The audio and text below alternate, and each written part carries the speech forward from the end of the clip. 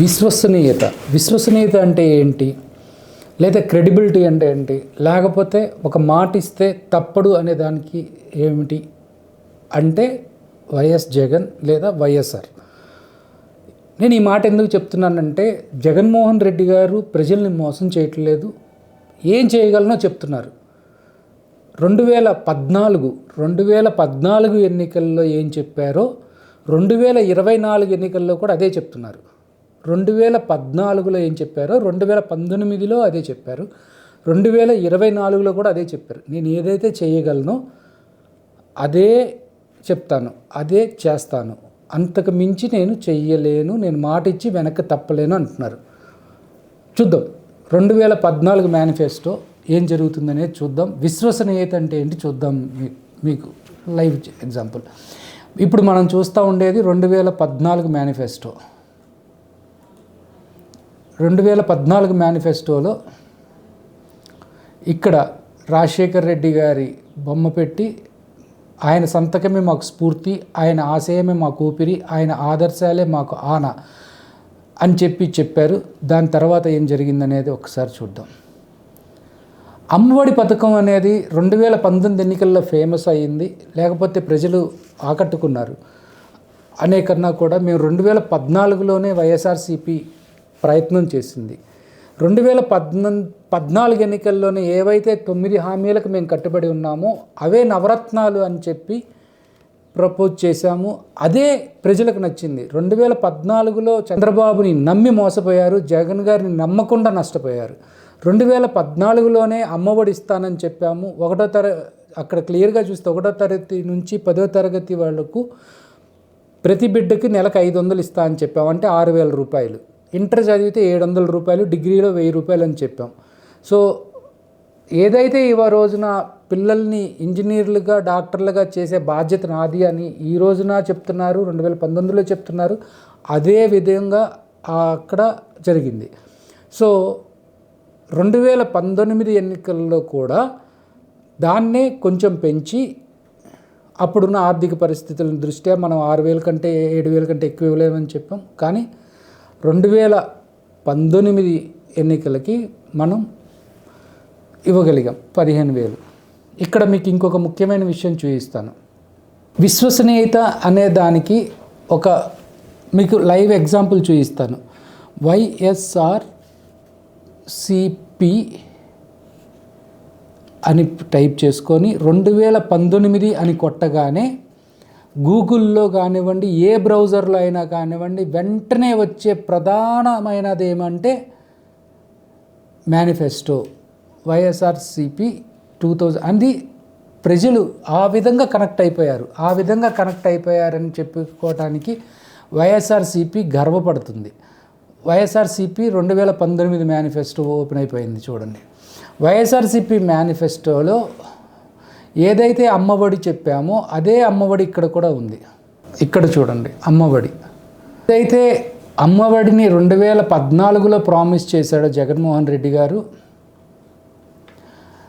ఏదైతే 2014లో ప్రామిస్ చేశాడో అదే 2019లో చెప్పగలిగాడు. 2019లో ప్రజలని కన్విన్స్ చేయగలిగాము, అదే ఇస్తానని చెప్పాము, అదే జరిగింది. అలాగే పేదలందరికీ ఇల్లు అనేది కూడా 2014 మేనిఫెస్టోలో చెప్పాము.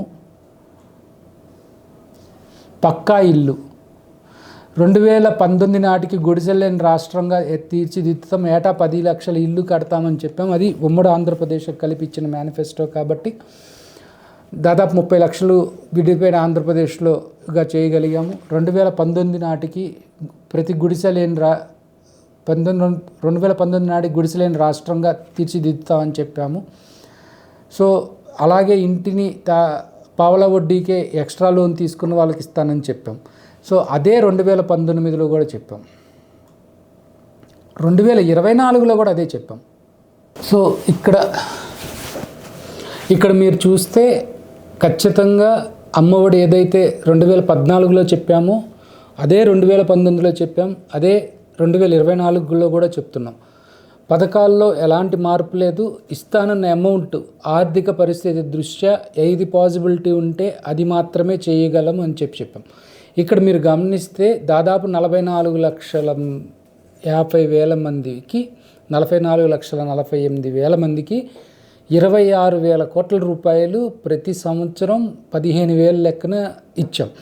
సో ఇప్పుడు దాన్ని 17,000కి పెంచుతుంటే ఆ అమౌంట్ కాస్త దాదాపు ఇంకొక 2,000 పెరిగింది కాబట్టి ఇంకొక దాదాపు 30,000 కోట్లకి చేరుతుంది. ఇది జగన్ గారు చెప్పే స్కీమ్కి ఉన్నటువంటి నిబద్ధత.